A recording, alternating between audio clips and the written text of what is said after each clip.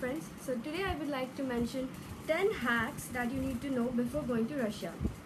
10 hacks or tips, whatever you call them. So number 10, uh, Indian 3 pins are not allowed.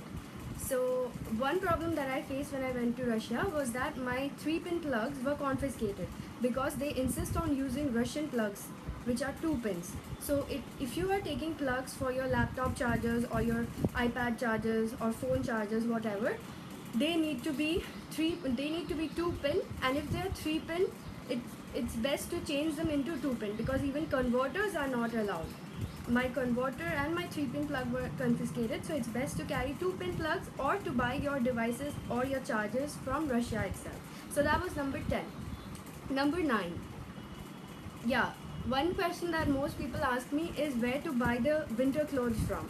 It is best to buy the Russian winter clothes from Russia itself because over here, honestly speaking, we don't get those clothes that are adequately warm, adequately equipped to keep you warm during Russian winters. So clothes and shoes, you should buy them from Russia for winter, and you can just carry your normal cardigan and blazer for backup and for the autumn season.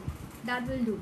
By the time you get accustomed to the Russian weather, you will get enough time to buy garments for winter, and it's not that expensive. Then we come to point number 8. Bank cards. Another question which a lot of people have asked me are the bank cards that work here or that work there. Indian bank cards. Well, as far as I know, Bank of Baroda card works because I use it. Bank of India and State Bank of India works sometimes, not at all places. Axis Bank cards also work, and I'm not advertising any bank. I personally exchange dollars, but as a backup, I carry a Bob card. Next, useful to carry ready to eat and ready to cook materials. Like for emergency purposes, you should carry lots of Maggi, lots of ready to make stuff like gulab jamun and dosa mix and stuff like that you get, upma, poha. So something that you only need to boil to eat, or that decreases your effort for cooking. You don't need to cook, you just need to fry it or something. You can carry such things. And about the spices, you get jeera, dhania, pepper, chili powder over there, but you don't get other spices, so it's best to carry Indian spices with you. This was on what to carry and what not to carry. Do not waste your luggage weight by carrying shampoos, soaps and unnecessary cosmetic products because everything is available over there, and most of the brands available there are better than the ones we get here in India, or maybe at par. So it's useless. I did the mistake, so don't do it. And then number 6, signboards at the airport might be only in Russian, and airport people may not speak in English, especially if you go and ask them where is a trolley. They'll look blankly at you and you will not find a trolley unless you wait for about half an hour. That's what I experienced at Moscow airport, and you need to wait for a very long time for your luggage. Even at the immigration, there'll be a huge line.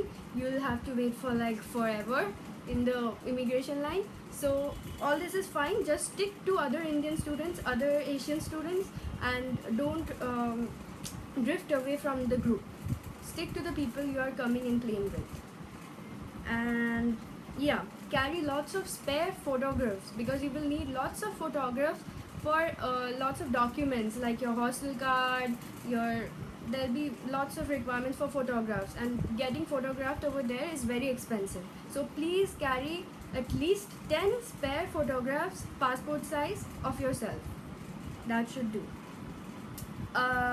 Okay, don't get scared if you're taken to a flat on the first day when you reach. If you're taken to a flat instead of being taken to the hostel, because sometimes they take some time to arrange space in the hostel to evacuate, because seniors are leaving and then juniors are accommodated, right? So it takes time to vacate the hostel. So for 1 or 2 days max, you might be staying in a flat with other seniors, flat obviously owned by the university itself. So, and it will be very well equipped. There will be Wi-Fi and everything. There will be no issue regarding internet and contact.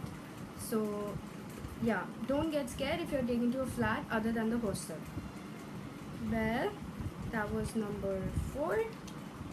And now, yeah, SIM cards and Wi-Fi are going to be provided ASAP by the caretakers, by the representatives of Rus Education that you're going to meet at the airport. So no issues with that. And one very important thing, this will make point number 2. No, this is the last point in fact. The most important thing is that you will be given a tiny piece of paper at the immigration. Lots of my friends just threw it away thinking it's of no importance. Everything will be written in Russian on that. But you need to retain it until the next time you come back to India. That little rectangular piece of paper about this size is very important and you need to retain it. So please don't lose it. Please don't throw it away. Keep it as safely as you would keep your passport.